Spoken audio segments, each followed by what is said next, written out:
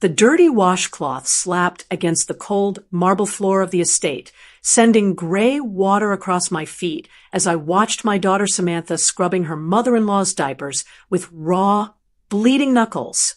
I threw my suitcase down and marched straight toward the man who dared call himself her husband. The look of terror that flashed across his face told me everything I needed to know about what would happen next. Where are you watching from today? Drop your location in the comments below and hit that like and subscribe button. Let me back up and tell you how I ended up in this Atlanta nightmare, because trust me, the story of how a mother from Wisconsin ended up plotting revenge in a mansion down south is worth every second of your time. They say that no news is good news. That is the biggest lie ever told to a mother. No news is just silence. And silence is where the worry grows. It starts in the pit of your stomach and works its way up until it's all you can think about. My name is Rose Palmer. I'm 65 years old, and I've lived in a small town in Wisconsin my entire life. I know what a happy home sounds like. It sounds like laughter. It sounds like doors opening and closing. It sounds like life. But for the last 3 years, the only sound I've had from my daughter, Samantha, has been silence. Well, not total silence, but the kind of silence that hides things. Samantha lives in Atlanta now. She moved there 3 years ago when she married Stephen. Stephen is handsome. I'll give him that. He comes from a family with money, old money, the kind that has big gates and long driveways. When Samantha first told me about him, her eyes sparkled. She told me about the parties, the family estate, the business trips. She was so full of ambition and love. I was happy for her. Every mother wants her daughter to have a comfortable life, better than what she had. But then the visits stopped. The phone calls got shorter. I would call her on a Sunday afternoon just to catch up. She would answer, but she always sounded breathless. You know that sound, like she had just run up a flight of stairs, or like she was looking over her shoulder. "Hi, Mom," she'd say, her voice tight. "I can't talk long. We're busy." "Busy with what, honey?" I'd ask. "It's Sunday. Just things. Hosting. Stephen's family needs me. I have to go." Click. That was it. Stephen's family needs me. I told myself I was being paranoid. I told myself that high society in Atlanta was just different from life here in Wisconsin. Maybe they were always rushing off to galas or charity events. I tried to picture my Samantha in a beautiful gown, holding a glass of champagne, laughing with wealthy friends. That's the picture she painted in the few letters she wrote. But a mother's intuition is a powerful thing. It doesn't rely on photos or letters. It relies on a feeling in your gut. And my gut told me something was wrong. Then the text came. It wasn't a phone call. It wasn't a card. It was a text message on a Tuesday morning. My phone buzzed on the kitchen counter while I was making coffee.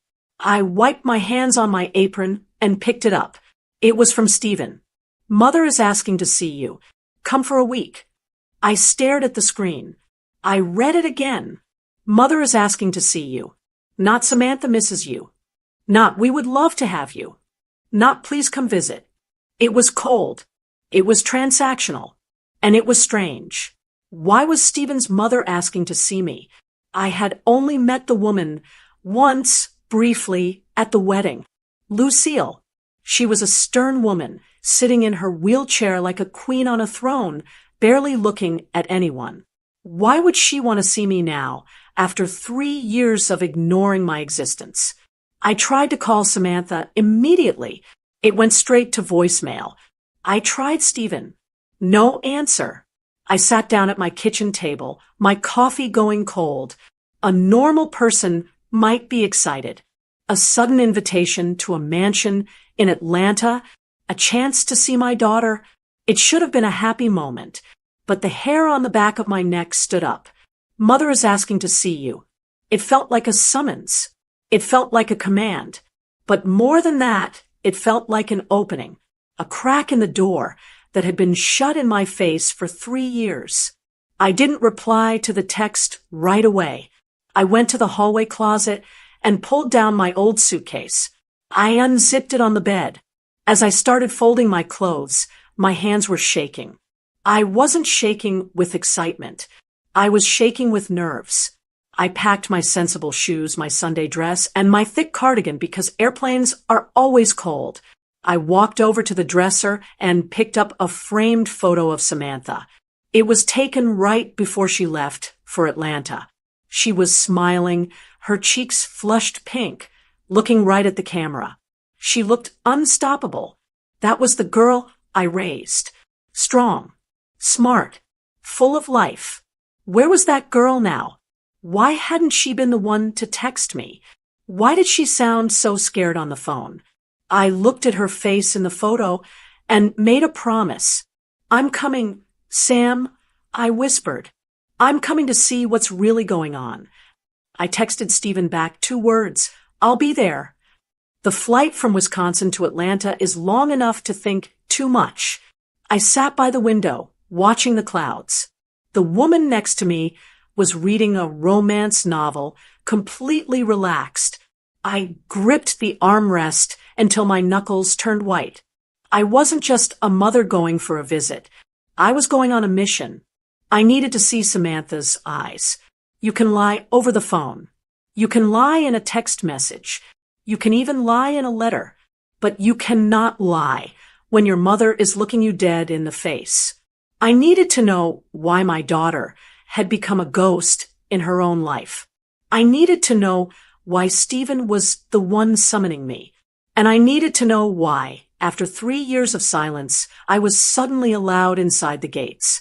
As the plane began its descent into Atlanta, the pilot announced the weather was warm and sunny. People around me started gathering their bags, chatting about their vacations.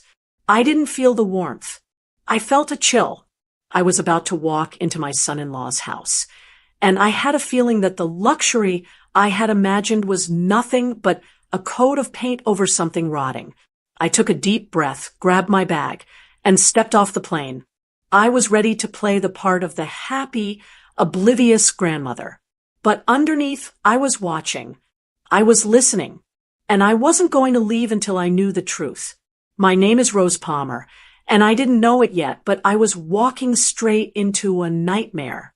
The taxi driver whistled low as we pulled up to the gates. "You didn't say you were visiting the Royals, ma'am," he joked, looking at the massive iron gates towering over us. I didn't laugh.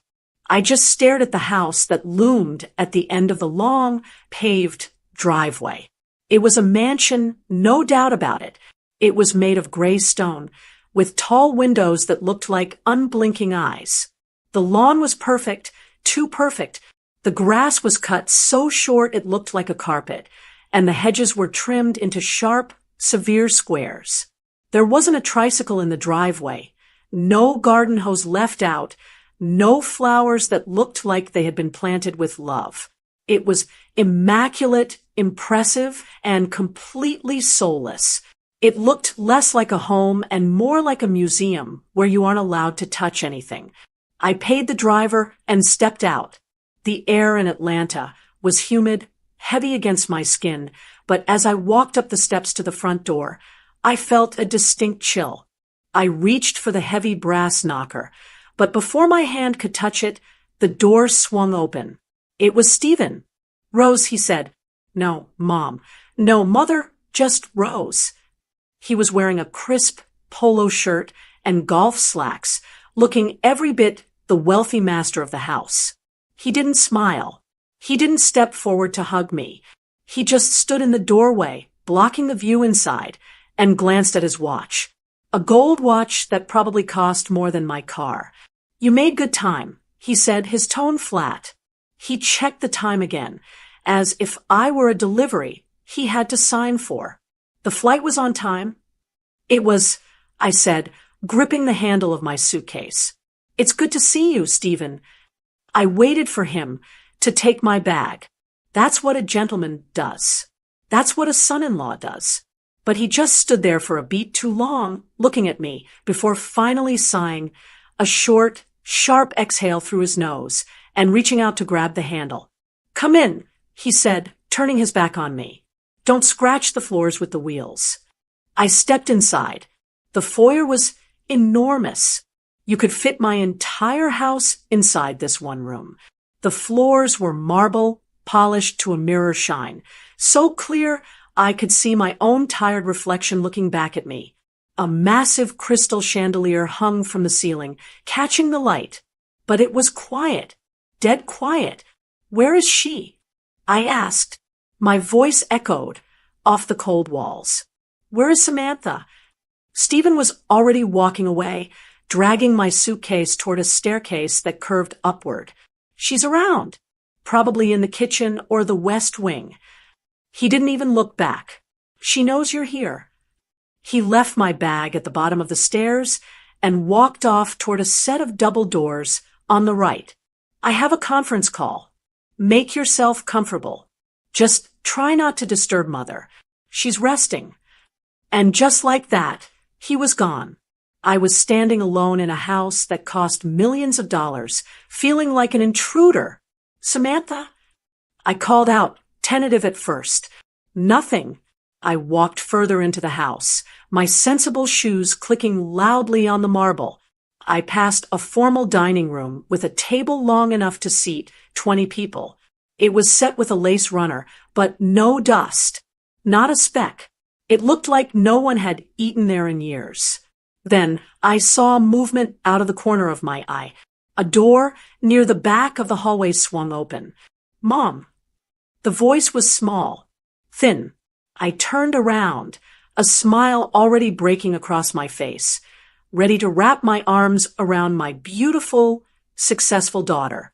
My smile froze. The woman standing there was Samantha, but it wasn't the Samantha I knew. My daughter had always been curvy, healthy, with cheeks that flushed pink when she laughed. She used to wear bright colors, yellows, teals, floral prints. She loved jewelry and always had her hair done up in soft waves. The woman in front of me was a ghost. She was wearing a shapeless, gray dress that hung off her frame like a sack.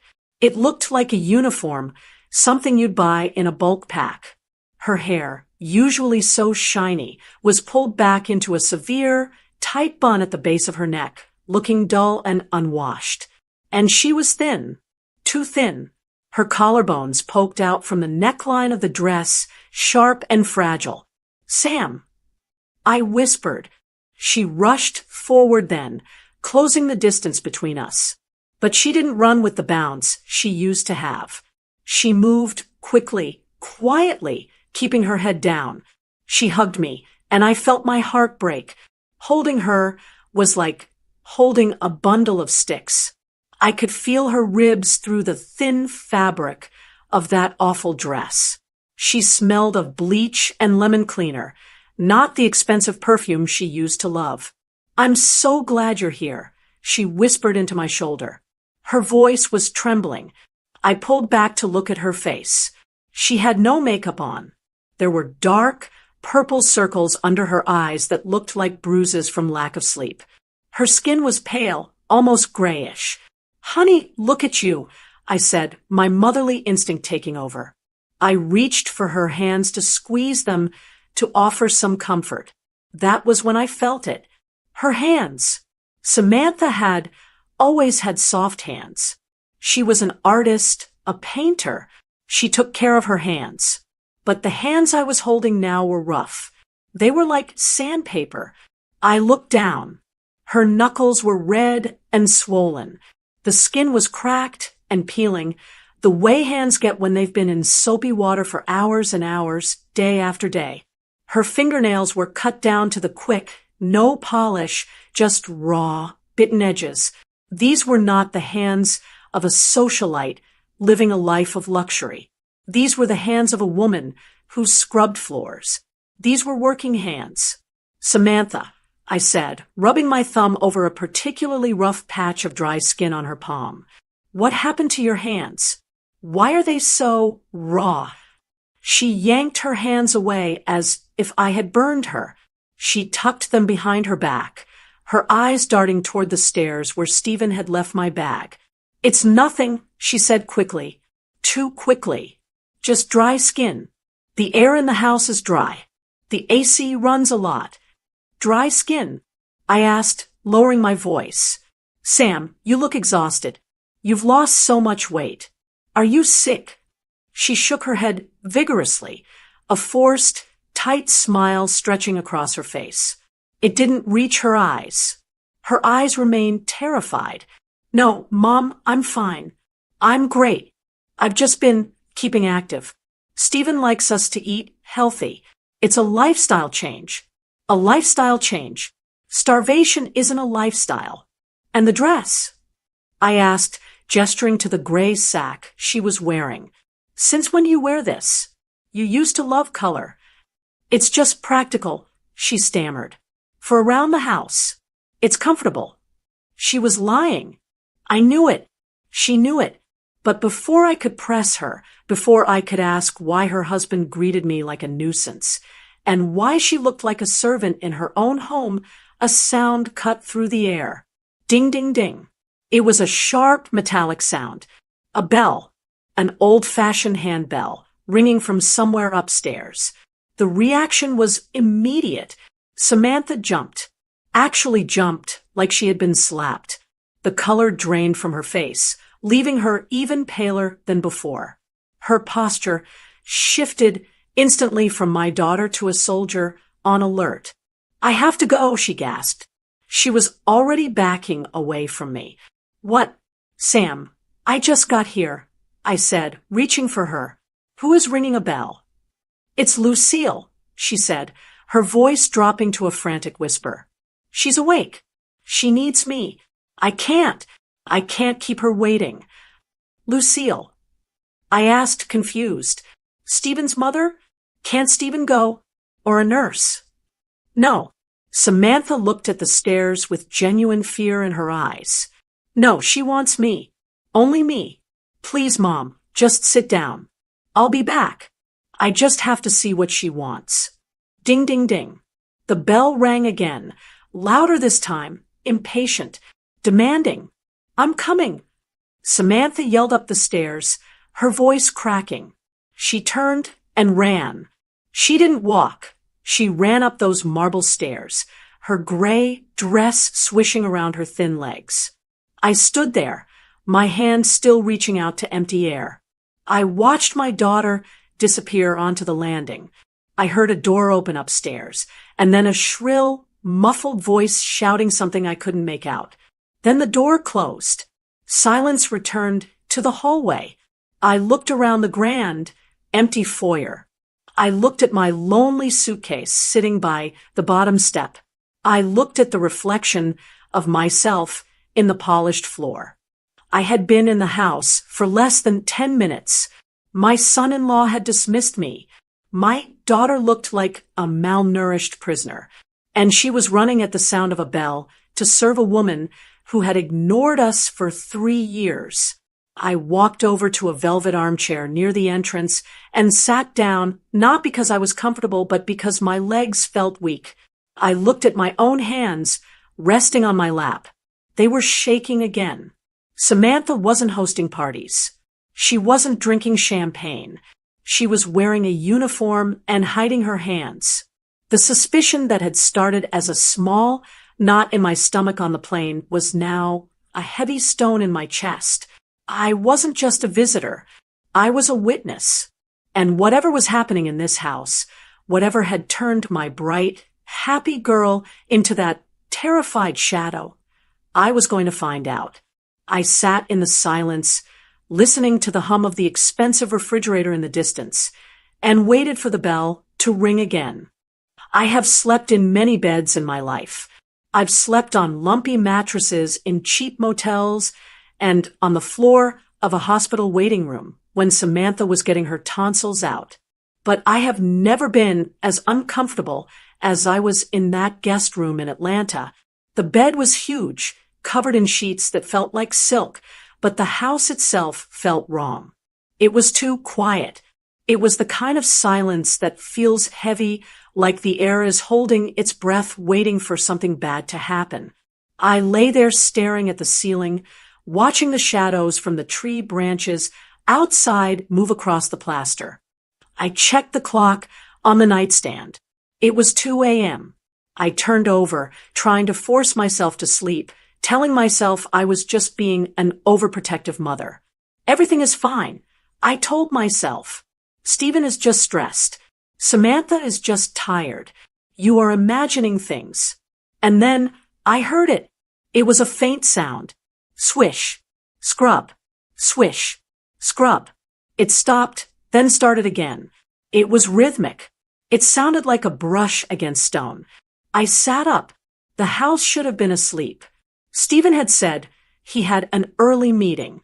Samantha looked like she was about to collapse hours ago. Who would be up at 2 in the morning scrubbing something? I threw off the heavy duvet and put my feet on the floor. The marble was ice cold against my bare soles. I grabbed my robe, wrapped it tight around me, and opened my bedroom door.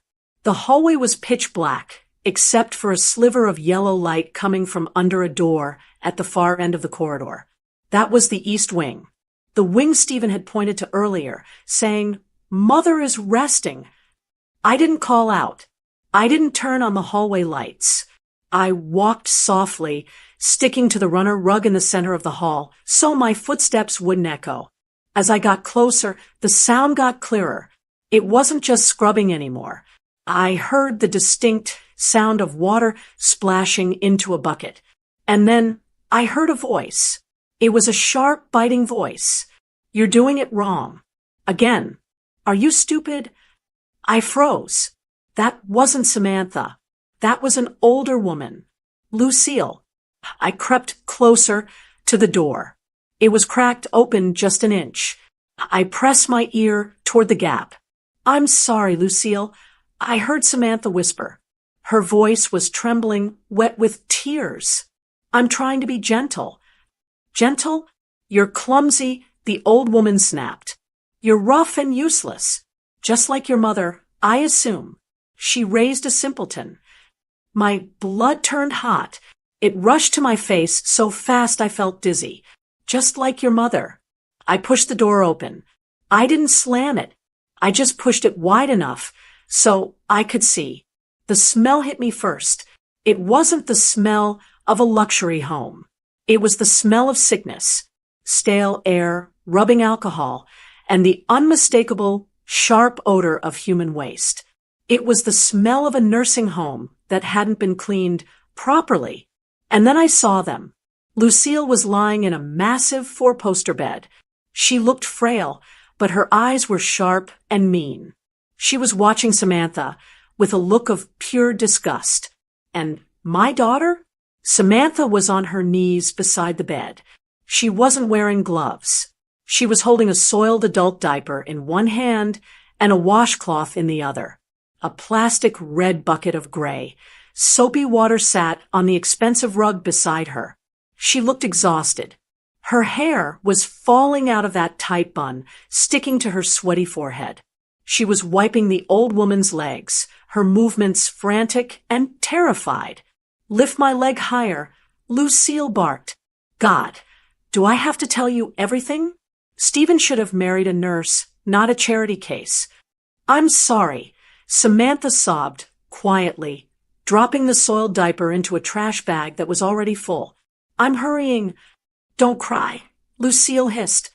"I hate it when you cry. It's pathetic. Just finish cleaning me up, so I can sleep. And then do the floor. You spilled water."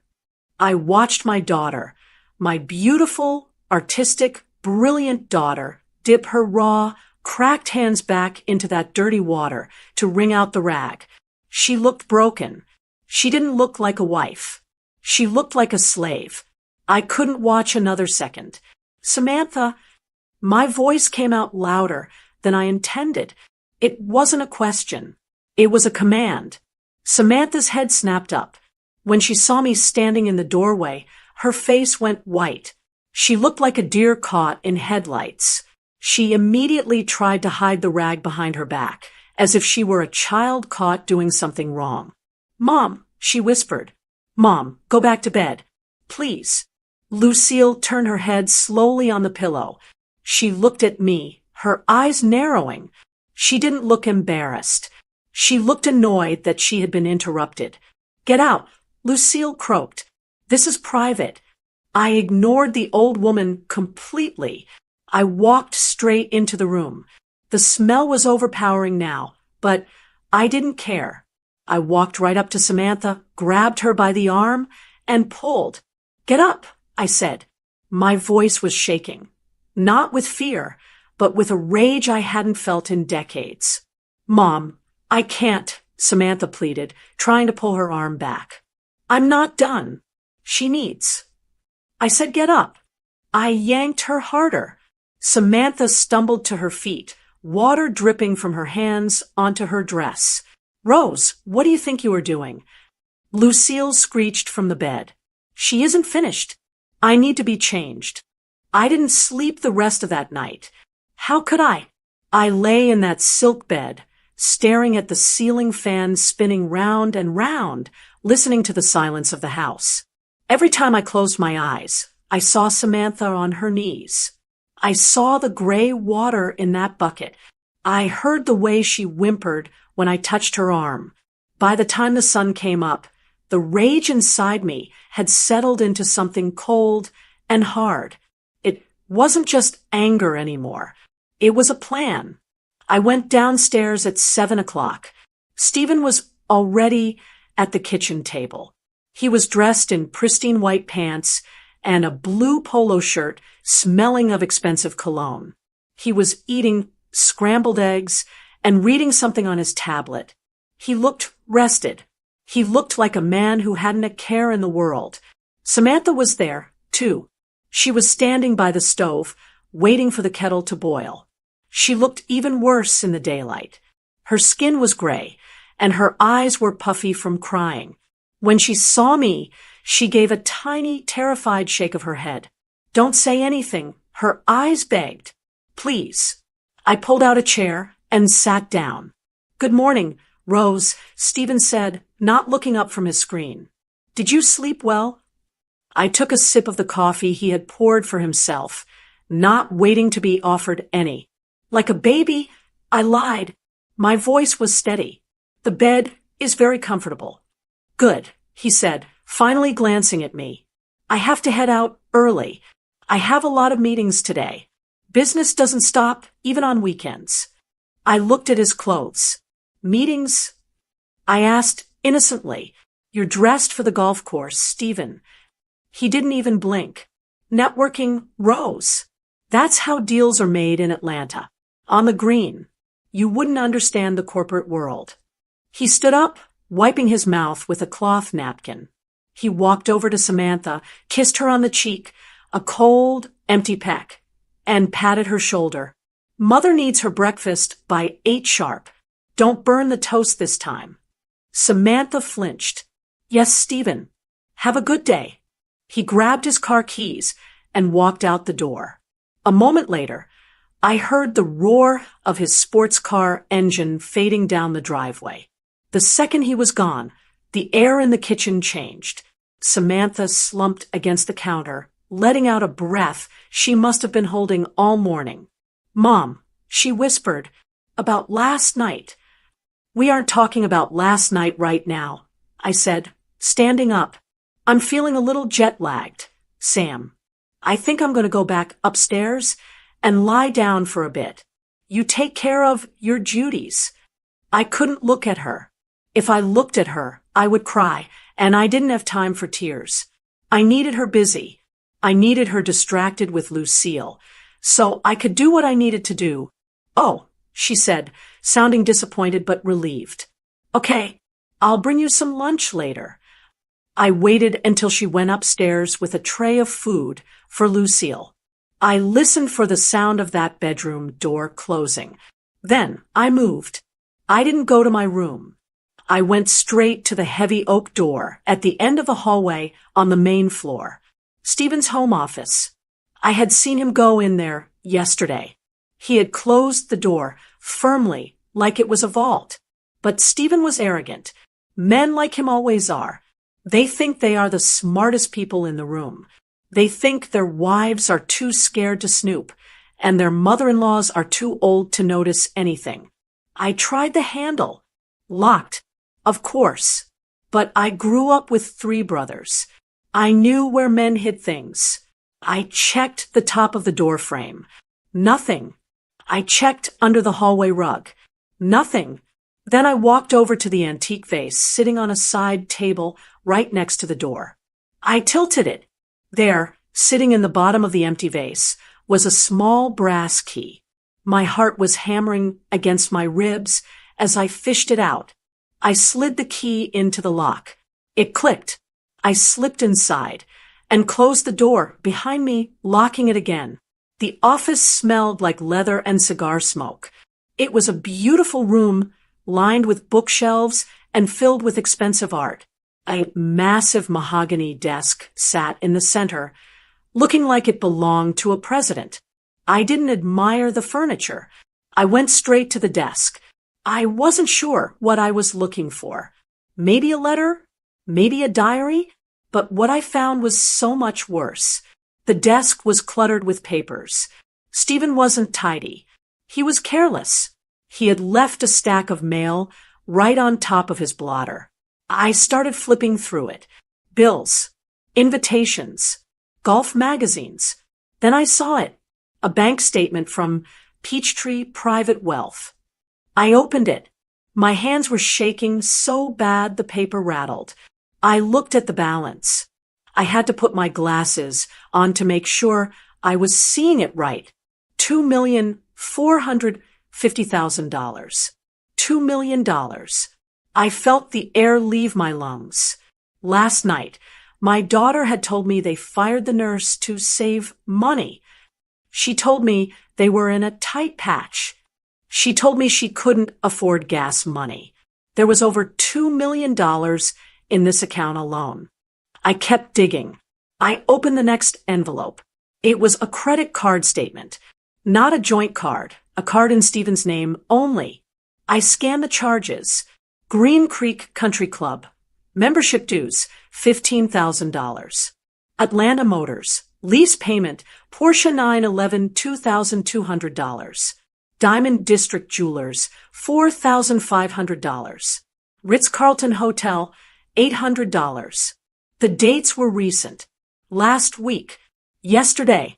While Samantha was on her knees scrubbing feces off the floor because they couldn't afford help, Stephen was buying jewelry. While she was wearing a dress that looked like a potato sack, he was paying $2,000 a month for a sports car. He wasn't broke. He was evil. He was hoarding the money, spending it on himself, and telling Samantha they were destitute, so she would feel guilty. He was using financial fear to turn her into free labor. But why? Why would Samantha believe him? Why didn't she just leave? I opened the bottom drawer of the desk. It was stuffed with file folders. I pulled out a thick red one labeled legal. I opened it, and a document slid out. It wasn't a prenup. It was something dated 2 years ago. Small business loan agreement. I read the text. It was a loan for $500,000 to a company called SB Ventures. I looked at the signature line. There was Stephen's signature, and right next to it was Samantha's, but it looked shaky, wobbly. I flipped to the next page. It was a document drawn up by Stephen's lawyer, a post-nuptial liability agreement. I'm not a lawyer, but the English was plain enough. It stated that the loan for SB Ventures was taken out in Samantha's name as the primary guarantor, with the family home as collateral. It said that in the event of a divorce or separation, the full debt of the business, plus interest, would be the sole responsibility of the guarantor. Samantha, I dropped the folder on the desk. It all made sense now. The tight patch. The firing of the staff. Stephen had taken out a massive loan in Samantha's name 2 years ago. He had likely terrified her into signing it, telling her it was to save the family. He had taken that $500,000 and put it into his own private accounts, the ones I saw on the desk. And now he was holding it over her head.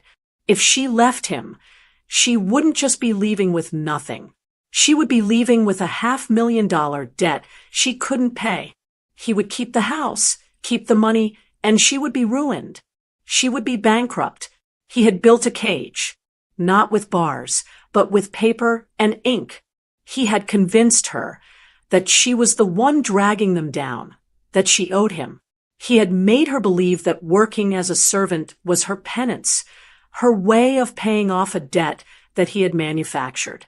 I looked at the dates again. The loan coincided exactly with when the nurse was fired. He had planned this. He had structured her slavery. I felt a wave of nausea, so strong I had to grab the edge of the desk to steady myself. This wasn't just a bad marriage. This was a crime. This was financial entrapment. My daughter wasn't weak. She was a hostage. I heard a car door slam outside. I froze. I scrambled to the window and peeked through the blinds. A sleek black car had just pulled up. It wasn't Stephen. It was a delivery driver. I let out a breath, but my heart didn't slow down. I looked at the papers scattered on the desk. I needed proof. If I just told Samantha, she might not believe me. Or worse, she would be too scared to do anything about it. I needed to show her. I reached into my purse, which I had brought with me, and pulled out my phone. My hands were still shaking, but I forced them to be steady. Click. Picture of the bank statement showing the millions. Click. Picture of the Porsche lease. Click. Picture of the country club fees. Click. Picture of the loan document with her wobbly signature. I took photos of everything. Every lie. Every dollar. Every threat. I put the papers back exactly how I found them. I slid the red folder into the bottom drawer. I stacked the mail back on the blotter, making sure the edges aligned just like they had before. I slipped out of the room, locked the door, and put the key back in the vase. I walked back to the kitchen, my phone burning a hole in my pocket. I poured myself a glass of water, but I couldn't drink it. I wasn't just a mother visiting anymore. I was a woman with a weapon. Stephen thought he held all the cards. He thought his wife was trapped and her mother was a fool. But he didn't know what I had in my pocket. He was playing golf. He was laughing with his rich friends, spending the money he stole from my daughter's future. Let him laugh. Because when he got home, he wasn't going to find the polite, jet-lagged old lady he left this morning. He was going to find me. And I knew his secret. Now, I just had to figure out how to use it without getting my daughter destroyed in the process. Dinner in the Palmer house was a performance, and I was the unwilling audience. The dining room was dim, lit only by the crystal chandelier and candles that flickered on the long mahogany table. Stephen sat at the head, of course. Lucille, who had been wheeled down for the occasion, sat to his right. She looked much livelier now than she had at 2 a.m. Her hair was combed, and she was wearing a silk blouse, looking every bit the matriarch. I sat across from her. My plate was full of roast beef and potatoes, but my stomach was in knots. I couldn't eat. I was too busy watching my daughter. Samantha wasn't sitting. She was moving back and forth from the kitchen, carrying a heavy silver gravy boat, then a basket of rolls, then a pitcher of ice water. She was still wearing that awful gray dress. She looked like a shadow moving in the periphery of her husband's life. "More wine, Mother?" Stephen asked, lifting a bottle of expensive red. "Just a splash," Lucille said, holding out her glass. "The roast is a bit dry, don't you think, Stephen?" Stephen sliced into his meat, ignoring the comment. "Samantha," he called out without looking up. "My mother needs more gravy. It's dry." Samantha hurried over from the sideboard. "I'm sorry," she whispered. Her hands were shaking as she lifted the heavy silver boat. She poured the gravy over Lucille's beef, a drop spilling onto the tablecloth. Lucille sighed, loudly, a sound of pure exasperation. "Watch what you are doing. That is Belgian linen." "I'll get a cloth," Samantha stammered, turning to run back to the kitchen. "Sit down, Samantha," I said. My voice cut through the room like a knife. Everyone froze. Samantha stopped mid-step. Stephen paused with his fork halfway to his mouth. Lucille narrowed her eyes at me. "Excuse me, Rose?" Stephen said, his tone polite but icy. I said, "Sit down." I repeated, looking at my daughter. "You cooked the meal. You set the table. You should be eating it, not waiting on us like a hired hand." Stephen chuckled, a dry, humorless sound. "She will eat when we are settled. Rose. She prefers to make sure Mother is comfortable first. It's her way of showing love." "Is it?" I asked.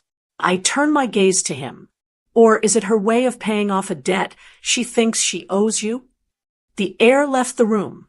Stephen slowly put his fork down. The clink of the silver against the china was deafening. "I don't know what you're implying," he said, picking up his wine glass. "We are going through a difficult financial transition. Samantha understands that. We all have to make sacrifices." "Sacrifices," I repeated. I reached into my pocket and pulled out my phone. I didn't unlock it. I just held it in my hand, feeling the weight of the pictures I had taken. "Is that what you call a $15,000 membership fee to Green Creek Country Club? A sacrifice?" Stephen choked on his wine. He coughed, setting the glass down hard. "What did you say?" "And the Porsche," I continued, my voice steady and loud. $2,000 a month for a lease. Is that a sacrifice, Stephen?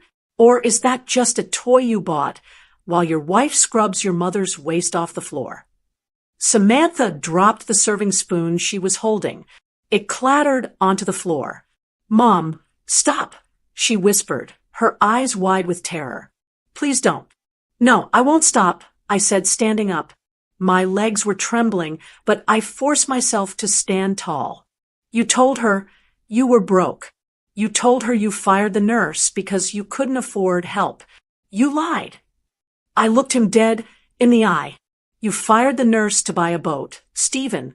I saw the receipt. The Sea Sprite. $30,000 down payment. Dated 2 weeks after the nurse was let go." The silence that followed was absolute. Lucille looked from me to Stephen, confused. Samantha looked like she was going to faint. Stephen didn't look confused. He looked dangerous. The polite, bored mask he had worn since I arrived melted away. His face twisted into something ugly. He stood up slowly, towering over the table. "You went into my office," he said. "It wasn't a question. It was an accusation. I went looking for the truth. I shot back. And I found it. I found the bank statements. $2 million in your private account. And I found that loan, the one you made Samantha sign. The one that puts all the debt on her if she ever tries to leave you." "Shut up," Samantha cried out, covering her ears. "Mom, please stop. She needs to hear this, Sam." I yelled, pointing at him. "He isn't poor. He is stealing your life.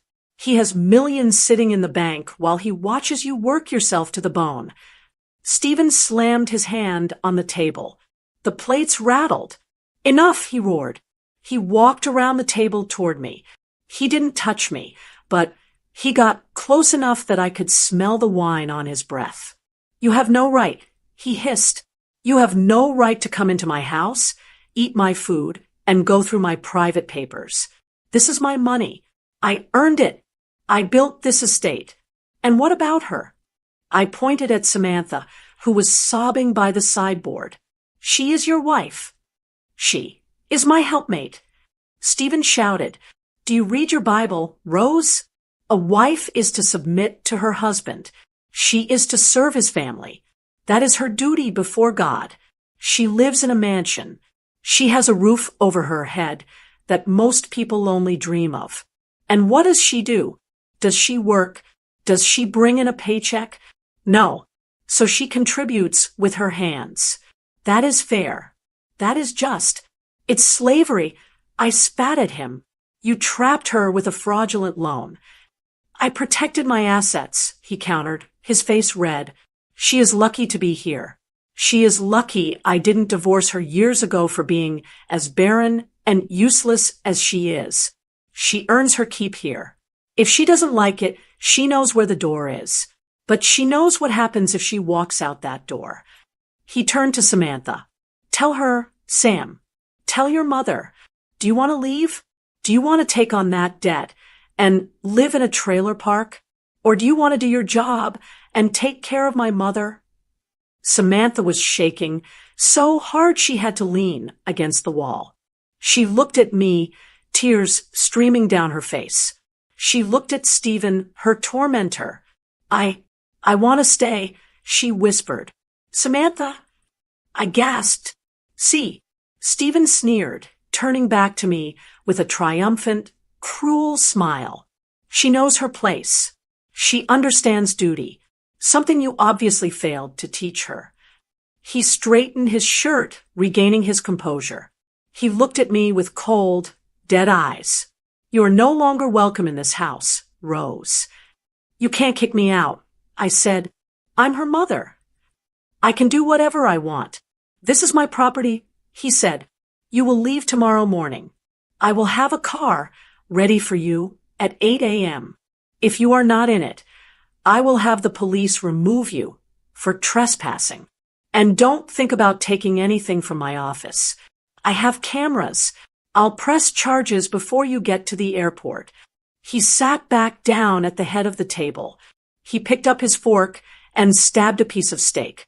Samantha, he said calmly, as if he hadn't just screamed in my face. Clean up this mess. Your mother upset Lucille. Yes, Stephen, Samantha whispered. She fell to her knees to pick up the serving spoon. I stood there, stunned. My heart was breaking, but my blood was boiling. I watched my daughter on the floor, broken and defeated. I watched the monster eating his steak. He thought he had won. He thought that by kicking me out, he was ending the problem. He was wrong. I looked at Samantha one last time. I didn't say a word. I turned and walked out of the dining room. I had until 8 a.m. The clock was ticking. I had lost the battle at the dinner table, but I wasn't leaving without winning the war. I had one night left. One night to turn my daughter from a servant back into a fighter, and I knew exactly what I had to do. I went back to my room, but I didn't cry. Tears are for when you're sad. I wasn't sad. I was at war. I pulled my suitcase out from the closet and threw it on the bed. I started packing, but my hands were moving automatically. Fold the sweater, pack the shoes, zip the toiletries bag. My mind wasn't on the clothes. It was on the clock. It was 9 p.m. I had 11 hours before Stephen's car arrived to take me away. 11 hours before I was forced to leave my daughter in this prison. I zipped the suitcase shut and stood it by the door. Then I turned off the light in my room and opened the door. The hallway was quiet. Stephen had retreated to his office or the master bedroom. I didn't care which. I walked softly down the hall to the small guest room where Samantha was sleeping. I didn't knock. I turned the handle slowly and slipped inside. The room was dark, but the moonlight coming through the window showed me everything I needed to see. Samantha wasn't sleeping. She was sitting on the edge of the twin bed, staring at her hands. She was still wearing that gray dress. Sam, I whispered. She didn't look up. You should go to sleep, Mom. You have an early flight. I walked over and sat next to her on the bed. The mattress was hard. I'm not leaving without you, Samantha. Pack a bag. We are leaving tonight. We'll call a taxi. We'll go to a hotel in the city, and tomorrow we'll fly home to Wisconsin. Samantha finally looked at me. Her face was a roadmap of misery. Her eyes were red, her lips dry. She shook her head slowly. I can't, she said. Her voice was flat, defeated. Yes, you can, I insisted, reaching for her hand. You heard what I said at dinner. The debt is a trick. The money is there. We can fight him. Fight him with what? Samantha snapped, pulling her hand away. With what money? With what lawyer? Mom, you don't get it. He knows judges. He knows the police. If I leave, he creates a violation of contract. He calls the bank. That debt becomes due immediately. $500,000. Do you have $500,000 lying around? We will figure it out, I said, though my voice wavered slightly. No, we won't. She stood up and paced the small room, hugging her arms around herself. He'll destroy me. He'll destroy you. He told me, Mom. He told me that if I ever tried to run, he would make sure I ended up homeless. He said I'm 40 years old with no resume, no skills, and a mountain of debt. He said I'd be scrubbing toilets at a truck stop within a month. She stopped and looked at me, tears streaming down her face. I have no car keys. I have no credit card. I have $12 in my purse. I am trapped. I looked at her, my little girl, who used to be so brave, and I realized something terrifying. I could physically drag her out of this house. I could force her into a taxi, but it wouldn't matter. Stephen had broken her mind. He had convinced her that she was helpless. If I took her out now, she would just live in fear, waiting for the other shoe to drop. She didn't just need to escape the house. She needed to escape the fear. She needed to believe she could win. I took a deep breath. I stopped being the frantic mother and started being the strategist. Sit down, I said firmly. Samantha looked at me, surprised by the change in my tone. She sat. You are right, I said. If you leave tonight, running away like a thief in the night, he wins. He'll hunt you down with his lawyers. Exactly, she sniffled. So, I said, leaning in close, you aren't going to run. You are going to stay. Samantha looked confused. What? You are going to stay, I repeated. For now. But you aren't going to be his servant anymore. You are going to be a spy. I reached into the hidden pocket of my cardigan. I pulled out a small, flat object. It was a credit card. Take this, I said, pressing it into her hand. Samantha looked at it. Mom, this is your emergency card. It has a $20,000 limit, I said, and Stephen doesn't know it exists. He can't track it. He can't cancel it. What am I supposed to do with this? She asked, her hands trembling. You are going to buy a phone, I said. Tomorrow, when he sends you to the grocery store, you go to Walmart. You buy a cheap prepaid phone. You hide it. You do not let him see it. That is your lifeline to me. I reached into my other pocket and pulled out my own phone. I opened the voice memo app and hit play. Stephen's voice filled the quiet room, tinny but clear. I protected my assets. She is lucky to be here. She earns her keep here. If she doesn't like it, she knows where the door is. Samantha's eyes went wide. You recorded him? Every word, I said grimly. I have him on tape admitting that he treats you like an employee, that he threatens you with debt, and that he has assets he's hiding. This isn't just a marital spat, Sam. This is evidence of financial abuse and coercion. No judge in Atlanta will enforce that prenup if they hear this tape. Samantha looked at my phone, then at the credit card in her hand. For the first time in 3 years, I saw a flicker of something other than fear in her eyes. I saw a spark. I'm sending this recording to my cloud storage right now. I told her, it's safe, but we need more. We need those bank statements I saw. We need copies of the emails he sends his accountant. I grabbed her shoulders and looked her dead in the eye. I have to leave tomorrow, Sam. He's going to kick me out. But I am leaving you with a weapon. You have money he can't touch. You have a mother on the outside who knows the truth. You are not alone anymore. Samantha ran her thumb over the raised numbers on the credit card. A spy, she whispered. Yes, I said. He thinks you're stupid. He thinks you're weak. Use that. Let him think he's won. Let him think I'm gone and you're back under his thumb. And while he's busy playing golf and buying boats, you document everything. And then, she asked, and then when you have enough, I said, you don't just leave. You burn his kingdom to the ground. You take half, Samantha. You take what you earned. She took a shaky breath. She looked at the door, then back at me. She wiped her tears, not with a frantic swipe, but with a slow, deliberate motion. Okay, she said. Her voice was quiet, but it wasn't broken anymore. Okay, Mom. Hide the card. I ordered in your shoe, under the sole. Do it now.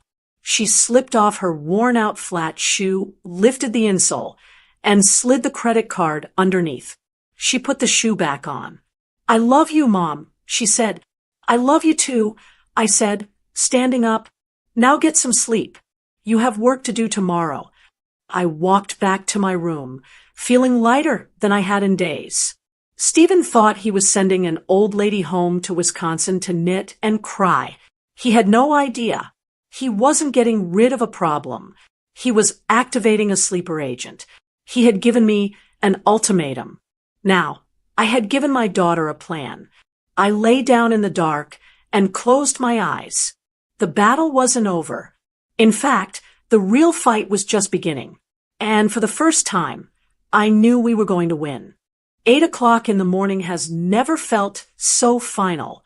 The sun was shining bright over Atlanta, hitting the manicured lawns and the big iron gates. But inside the house, it felt like a funeral. My suitcase was waiting by the front door. I had packed it myself.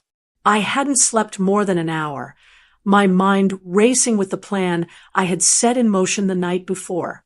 Now, in the harsh light of day, the reality of leaving my daughter behind was hitting me like a physical blow. Stephen was standing in the foyer, leaning against the banister. He looked fresh, rested, and painfully smug. He was wearing a light gray suit, checking emails on his phone, acting as if kicking his mother-in-law out on the street was just another item on his to-do list. The car is here, Rose, he said without looking up. I hired a private service, much cleaner than a taxi. I told the driver to take you straight to the terminal. How generous of you, I said, my voice dripping with ice. I try. He smirked, finally looking at me. His eyes were cold. I hope you have a safe flight back to wherever it is you live. Wisconsin, right? Quiet place. You should stay there. He wasn't just saying goodbye. He was marking his territory. He was telling me that this house, this city, and my daughter belonged to him, and I was just a temporary nuisance he had successfully removed.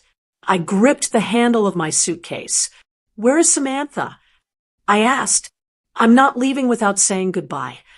She's in the kitchen, Stephen said, waving a hand dismissively. Making my smoothie. She knows the schedule. I walked past him, ignoring the way he rolled his eyes. I pushed open the swinging door to the kitchen.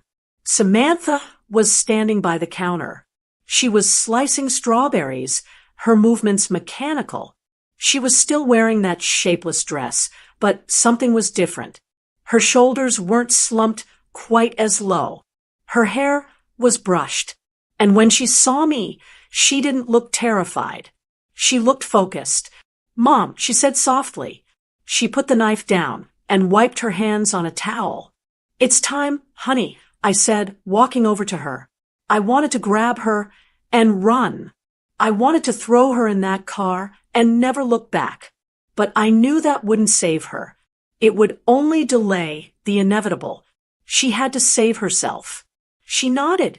She reached into her pocket, the one where I knew she had hidden the credit card I gave her inside her shoe the night before, and patted it lightly, a secret signal. I'm ready, She whispered, I'm going to Walmart today. I'll get the phone. Good, I said, keeping my voice low. Don't call me until you are outside the house. And don't text. Voice only. He can't read a voice. I know, she said. We stood there for a moment, just breathing. Mother and daughter. Conspirators. Then the silence was shattered.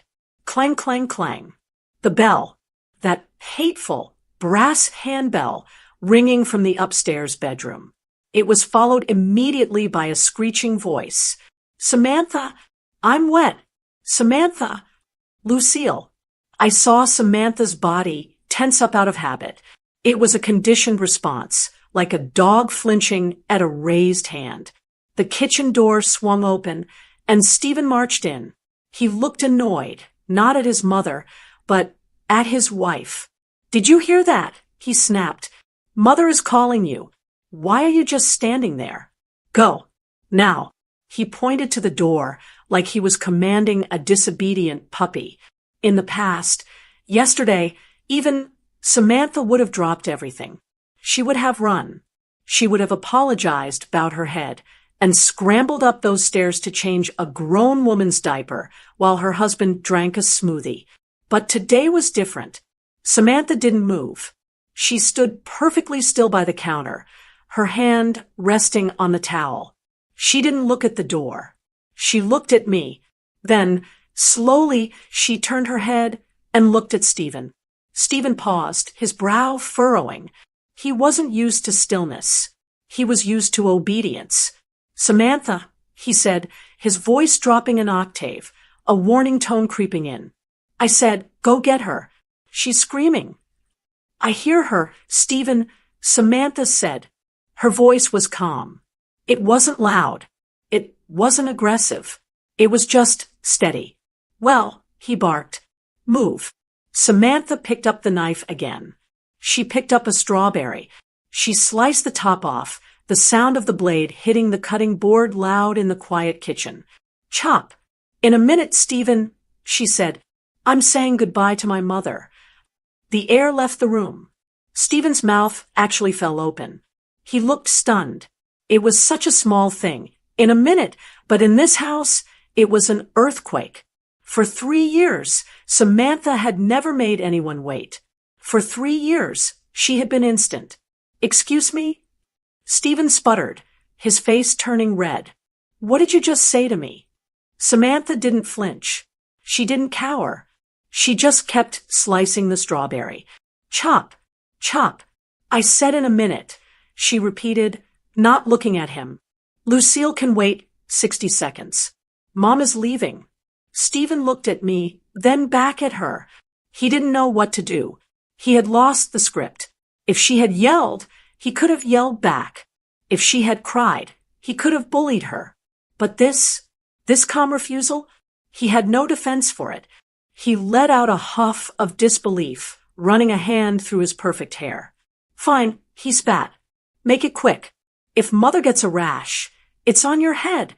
He turned and stormed out of the kitchen, the door swinging violently behind him. As soon as he was gone, Samantha dropped the knife. She let out a long, shaky breath and grabbed the counter for support. I did it, she whispered, her eyes wide. You did, I said, moving quickly to hug her. You stood your ground. That was the hardest part, Sam. The first no is always the hardest. She buried her face in my shoulder. She was trembling, but it wasn't fear anymore. It was adrenaline. It was the feeling of a prisoner realizing the door isn't locked as tight as they thought. I can do this, she said into my coat. I can do this. I know you can, I said, pulling back to look at her face. I cupped her cheeks in my hands. Listen to me closely, Samantha. I leaned in, whispering directly into her ear, so not even the walls could hear us. You play the part. You be the good wife. You clean the floors. You cook the meals. But every time he leaves the house, you work for us. She nodded, her eyes locking onto mine. Use the account I gave you. I continued, my voice fierce. Hire the forensic accountant I told you about. Get the bank records. Get the emails. Get copies of that loan agreement. Do not leave a single piece of paper unturned. I will, she promised. And remember, I said, squeezing her shoulders, we aren't just leaving. We aren't running away with our tails between our legs. When you walk out of this front door, you are going to own half of it. You leave with half. Samantha, that is your money. That is your life he stole. You take it back. Half, she repeated. The word sounded like a prayer. Rose, the car is waiting. Stephen yelled from the foyer. I kissed her forehead one last time. Be smart. Be safe. I'll be by the phone. I let her go. It was the hardest thing I've ever done. Leaving her standing in that kitchen, knowing she had to go upstairs and face that woman, knowing she had to sleep in the house with that man. But as I picked up my purse and walked to the door, I looked back. Samantha wasn't looking at the floor. She was looking at the knife on the counter. She picked it up and went back to slicing the fruit. Chop, chop, chop. She had a job to do. And so did I. I walked out into the foyer. Stephen was holding the front door open, tapping his foot. Finally, he muttered, "Goodbye, Rose." I stopped in front of him. I didn't shake his hand. I didn't smile. I looked him up and down, from his expensive shoes to his arrogant sneer. "Goodbye, Stephen," I said. "Enjoy your golf game." Enjoy it while you can, I thought. I walked down the steps and got into the black sedan waiting in the driveway. The driver closed the door, sealing me in the cool, quiet interior. As we pulled away, I watched the house through the tinted window. I saw Stephen close the big front door. The lock clicked shut. He thought he was locking me out. He thought he was safe in his fortress. He didn't know that I had left the Trojan horse right in his kitchen, slicing strawberries. I sat back in the seat and watched the mansion disappear behind the trees. I didn't cry. I reached into my purse and pulled out my phone. I dialed a number I had looked up the night before. "Hello," a voice answered on the second ring. "Atlanta Family Law, how can I help you?" "My name is Rose Palmer," I said, staring out at the road ahead. "I need to put a lawyer on retainer for my daughter. It's going to be a messy one. We're going to need a forensic audit." The driver looked at me in the rearview mirror, surprised by my tone. I smiled. A cold, hard smile. "Drive," I said. "I have work to do." The flight back to Wisconsin was the longest of my life. I sat in seat 14B, staring at the back of the seat in front of me, listening to the hum of the engines. The woman next to me tried to make small talk about the weather, but I couldn't hear her. All I could hear was the click of the lock on Stephen's front door. Leaving your child behind is the most unnatural thing a mother can do. Every instinct in my body screamed at me to turn the plane around, to kick down that door, and to drag Samantha out of that house. My heart felt heavy, like a stone sinking in water. I kept wondering, did I do enough? Did I just leave her to the wolves? But then I remembered the strawberry. I remembered the sound of the knife hitting the cutting board. Chop. I remembered the look in her eyes when she said, "In a minute, Stephen." I closed my eyes and took a deep breath. I hadn't left a victim behind. I had left a spy. I hadn't abandoned her. I had deployed her. I had to trust that the seed I planted, the credit card, the burner phone, the truth about the money, would grow. That was 2 weeks ago. I am back in my kitchen in Wisconsin now. The coffee pot is gurgling, and the morning sun is shining through the window. It's quiet here, peaceful, but my phone is never far from my hand. Yesterday, it rang. It wasn't a text. It was a call from a number I didn't recognize. I answered it on the first ring. "Mom." The voice was clear. It wasn't breathless. It wasn't whispering. "Samantha," I breathed out. "Are you okay? Is he there?" "He's at the club," she said. "He thinks I'm grocery shopping." I'm in the parking lot of the library, using the Wi-Fi. Did you get the documents? I asked, my grip on the phone tightening. I got everything, she said, and I could hear the smile in her voice. A real smile. I found the second ledger. Mom, you were right. He has accounts in the Cayman Islands. He's been funneling money out of the business for 5 years. The forensic accountant you hired, he says it's a slam dunk. It's fraud. And since I'm the owner of the business on paper, I have legal access to all of it. I let out a laugh that sounded a bit like a sob. So, you own the debt, but you also own the assets. Exactly, Samantha said.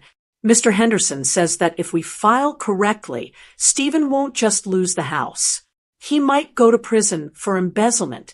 And because I have proof of coercion, thanks to your recording, the debt won't stick to me. When are you leaving? I asked. Not yet, she said. I need 1 more week. There is a safety deposit box key I need to find. I know he keeps it in his golf bag. Once I have that, I have everything. Be careful, Sam, I warned. I am, she said. But Mom, something happened this morning. What? The bank statement, the one you saw on his desk. It went missing, she said. He came into the kitchen in a panic. He was tearing the office apart, yelling, accusing the cleaning service he fired 2 years ago. He looked so small, Mom. He was sweating. He asked me if I had seen it. What did you say? I looked him right in the eye.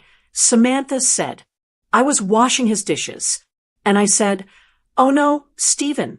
I wouldn't know what a bank statement looks like. You handle all the important things, remember? I just scrubbed the floors. We both laughed. It was the sound of victory. He believed me, she continued, because he thinks I'm stupid. He thinks he broke me. He has no idea that the woman washing his dishes is the one who is going to take him down. We hung up a few minutes later. I sat there in my kitchen, looking at the photo of Samantha on my fridge. It was the old photo, the one where she looked young and naive. I realized then that I didn't save my daughter that day in Atlanta. If I had dragged her out, she would have been safe, yes. But she would have been scared.